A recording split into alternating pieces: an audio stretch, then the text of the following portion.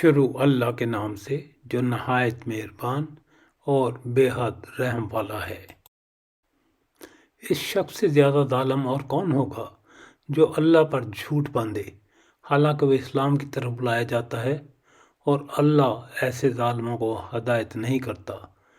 وہ چاہتے ہیں کہ اللہ کے نور کو اپنے منہ سے بجھا دیں، اور اللہ اپنے نور کو کمال تک پہنچانے والا ہے، گو کافر برا منائیں۔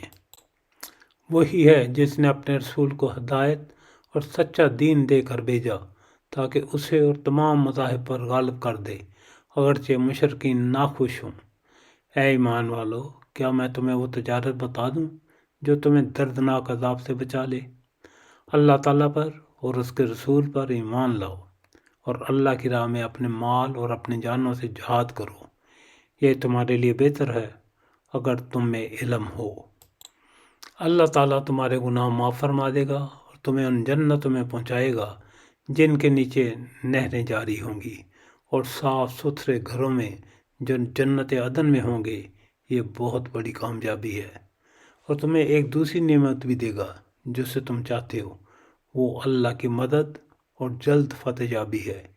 ایمان والوں کو خوشخبری دے دو۔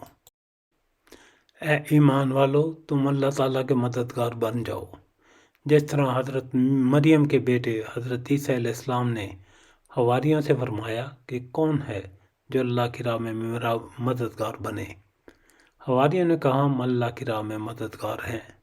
پس بنی اسرائیل میں سے ایک جماعت تو ایمان لائی اور ایک جماعت نے کفر کیا، تو ہم نے مومنوں کے ان کے دشمنوں کے مقابلے میں مدد کی، پس وہ غالب آ گئے۔